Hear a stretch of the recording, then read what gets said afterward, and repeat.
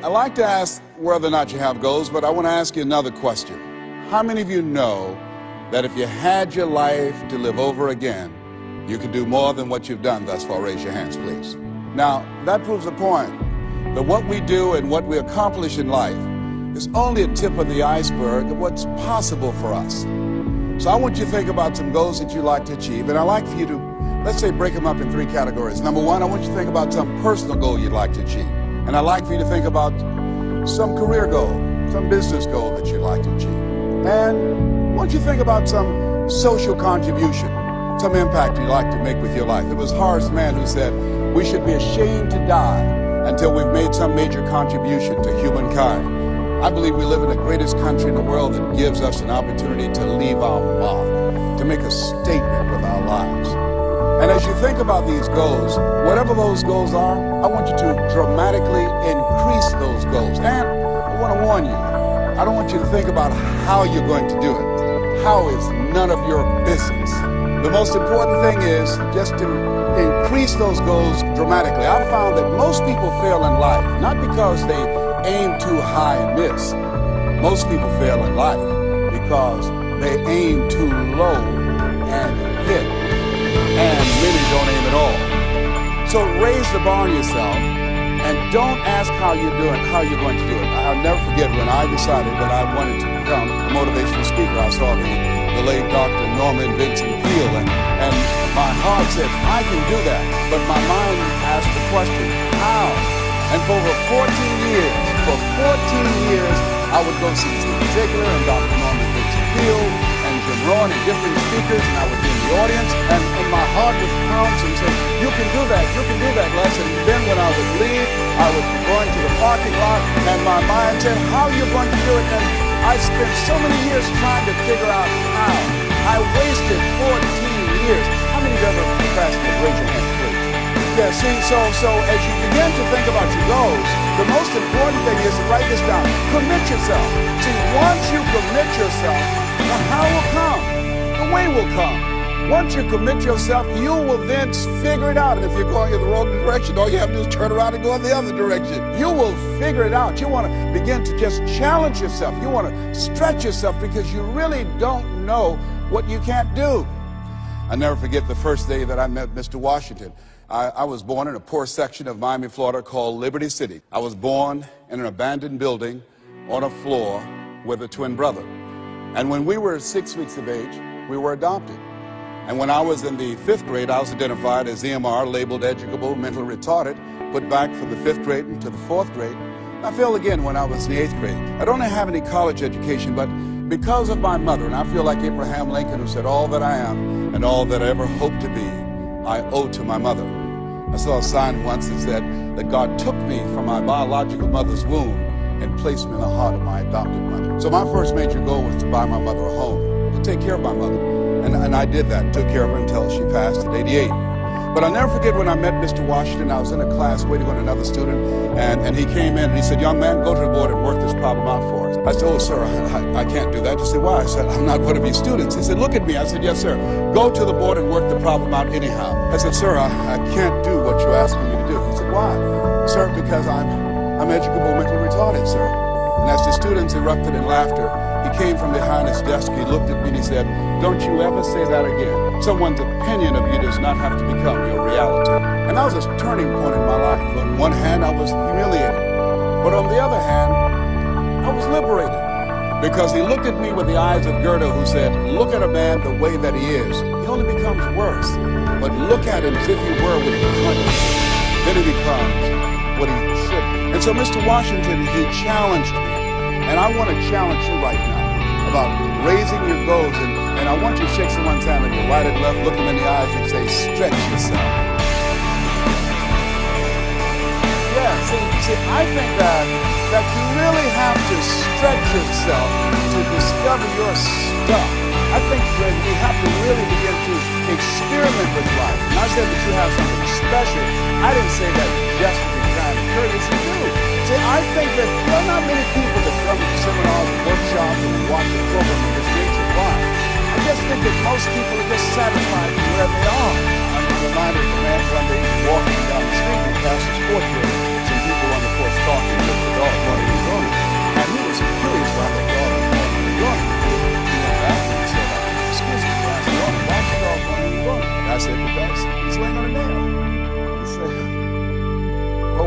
get off. He said it's not hurting bad enough for him to get off. Just hurting bad enough to moan and groan. How many of you know people who should be here? Raise your hands, please. How many of you know people all they do is moan and groan? Moan and groan. I'm not making enough money. Moan and groan. I'm unhappy with my job. 87% of people go to jobs that they hate.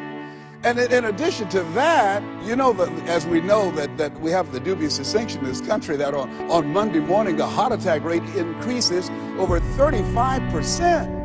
On Monday morning between 6 o'clock and 9. People going to jobs that they hate. The heart said, didn't I tell you I didn't want to go? And attack them. Some of you don't want to go to work next Monday.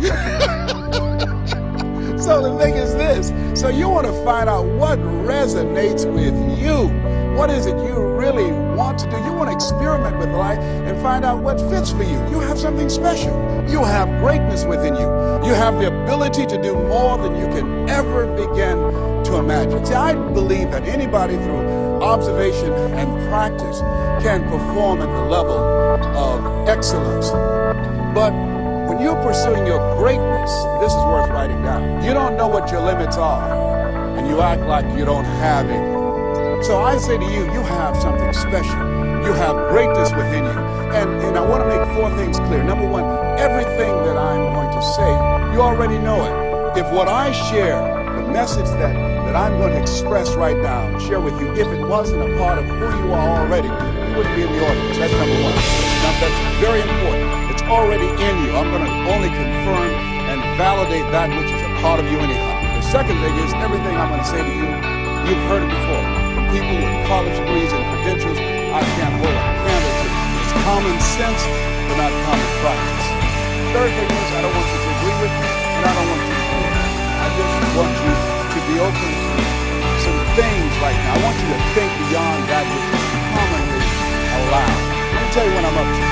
I want you to think about your goals, and I want to tell you what I'm going to do right now. My whole goal is to get past your mind. That's my whole challenge. There's nothing you can do about it. I'm going to do that.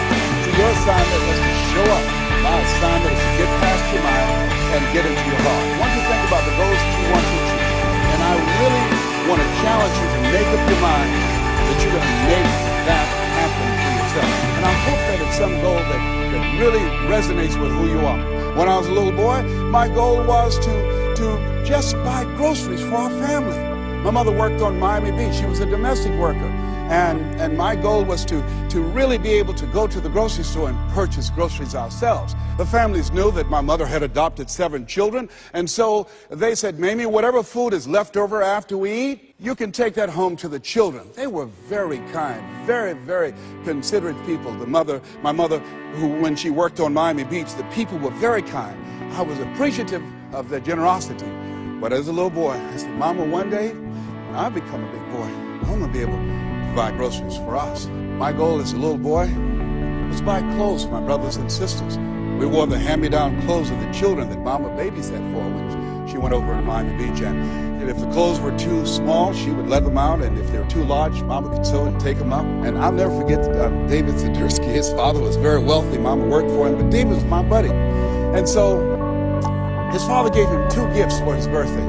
Gave him a brand new boat, but he also gave him some motivational tapes. Earl Nightingale, I'll never forget. So he said, David, man, let me tell you something. When I die, you're going to get everything. I want you to listen to these tapes. And when his father left the room, David threw those tapes in the wastebasket. I said, David, can I have those tapes? He said, yes. I said, man, your father said, if you listen to these, you can get more and do more than what he's done. He said, look, I don't get everything anyhow. Go ahead, take them. I told my children I'm not leaving them anything. You know, if I had a quarter and thought I was going to die, I'll swallow it.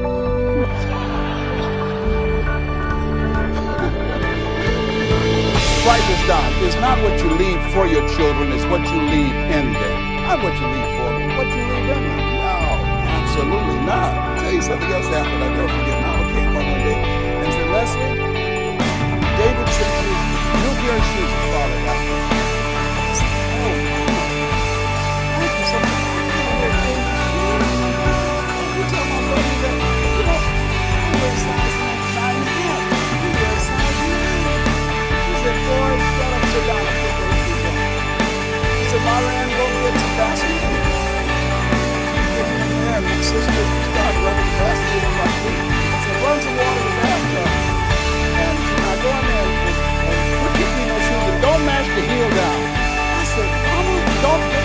boy, don't like to hear about it. And then she had me get in the bathtub. I said, Mama, she was hurt. She said, get in there and walk around in the water. I'm walking around the bathtub. Then she tried to distract me. I knew what she said. How'd you do at school today? I did good. Did you get in any fights? No, ma'am. You know you fought somebody. Well, I only hit 3 people today. and then after a while, she said, how you doing? I said, well, they hurt. Do they hurt as bad as they were before? No, ma'am, they feel a little bit better. Keep on walking. Keep on walking. And then after a while, when the leather soaked up the water, the leather began to stretch to a perfect 9.5. You think Fortune 500 companies started talking about doing more with less? My mother's been doing that for a long time. It's amazing what you can do. But who'd have thought? Anybody looking in on this kid and these 7 children, who would have thought? And I look at you, I say, you have greatness within you. You have the ability to do more than you can ever begin to imagine. No one could have convinced me that I would be doing what I'm doing right now. You know, the easiest thing I do every year is to go into a sales organization and dramatically increase their sales, or go into a prison and enable prisoners to see themselves differently and teach them the methods and techniques of how to plug into the system, or motivate young people to begin to see how they can have a vision of themselves in the future and fit. That's the easiest thing I do, or train a speaker to help them to leverage their experience as a speaker and say, look, speaking is a projection of who you are, not who you think you ought to be, and come with power from a platform. That's the easiest thing I've ever done. Let me share with you the most difficult thing I've ever done. The most difficult thing I've ever done was to believe that I can do what I'm now doing. No one could have convinced me, just given my circumstances. I earn millions of dollars every year. No one could have convinced me. If both my parents came up here right now, I would not know either one. No one could have convinced me, being labeled educable, mentally retarded, born in an abandoned building of Florida, Liberty City, poor section of Miami, Florida, failing twice in school, no college training, never worked for a major corporation. I did not know I could do what I'm doing right now. I'll never forget Mike Williams, my mentor. I think a lot of people fail in life because of the fact that they need some mentoring, they need some coaching. Repeat out to me, please. You need some coaching. Yeah, see, you can't see the picture when you're in the frame. I remember Mike saying, Les, you can do this. Mike, how, man? Wait a minute, Mike. How much am I going to be able to charge, Mike? Unless, you could start out at $1,000 an hour. Mike, I don't make that working for 2 weeks. Come on, Mike. Mike, man, I appreciate your belief in me, Mike. Look, Mike, I work for the Miami Sanitation Department, man. I've been a garbage collector. I've done door-to-door sales. That was great. And, I'm here as a disc jockey. That's good, Mike, but Mike, I don't think I can do that. Les, you can. But Mike, I don't have any credentials. I've never written any book, anything. Man, I'm not rich. How can I teach somebody to do something I've never done? But Les, why don't you just test yourself? Why don't you stretch, Les? Come on, man. Mike, I don't know. Here's something I realized. Write this down. Sometimes you have to believe in somebody's belief in you until your belief kicks in. I respect Mike Williams. Here's this young man. He saw something in me that I didn't see it in strong analytical mind. And I looked at him. I always respected his thinking. And he looked at me and he made me feel special. And I said, okay, Mike. And I just kept holding on to what Mike said to me. I just kept holding on to what Mr. Washington said to me. I kept holding on to my mother saying, you're special, Leslie, when they said you're educable, mentally retarded. Mama didn't know what that meant. She only had a 3rd grade education. So she said, he'll be all right, honey. Hard head make her soft behind. He'll be fine. But she said, you're special, baby. You are special. And they kept saying that over and over again. Faith comes by hearing and hearing and hearing. And so here's what I want you to do. Let us say together, as you think about your goals and your dream, let us say together, it's possible. Together, please. Say it like you mean it. Thank you. Write that down. See, most people never achieve their goals because most people suffer from possibility blindness. They look around trying to think about the things that they don't have. Robert Roots, young man who wrote a book about success principles of the 3 little pigs. He said, it's not what you don't have, is what you think you need that keeps you from being successful or happy in life. It's not what you don't have. See, I was focused on what I didn't have. Don't have a college degree, don't have any credentials, never worked for a major corporation. I was focused on the negative things. It said negative things are the things that you see when you're not focused on your goal. What do you come with? What is it that you have within you that you showed up to bring? Hey, Les, you don't know, but my dream is a long shot. A friend of mine, Dexter Yeager, said when the dream is big enough, the odds don't matter. I'm reminded of a great man when I was reading Time magazine talking about some of the great minds of the last century. They didn't mention his name, Dr. Howard Thurman, one of the mentors of Dr. Martin Luther King Jr., and also an advisor to Mahatma Gandhi and Albert Schweitzer.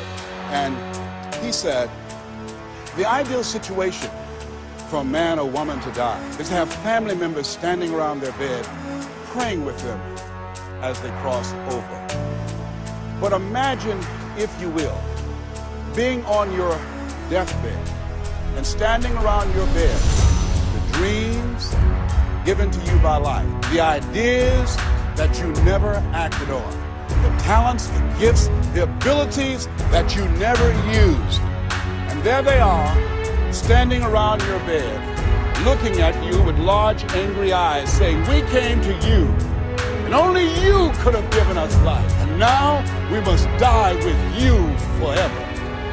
The question is, if you die this very moment, what will die with you? What dreams, what ideas, what talents, what leadership potential, what greatness that you showed up to bring, that you allowed fear or procrastination to hold you back?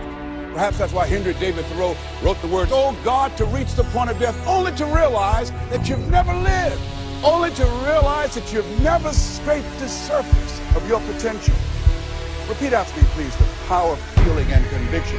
I refuse to die an unlived life. Yes, shake someone's hand on your right and left and say, live your dream. Yeah, I think we should all resolve. I refuse to die an unlived life. Don't worry about the odds. You survived 1 out of 40 million sperms. You will never have those odds again.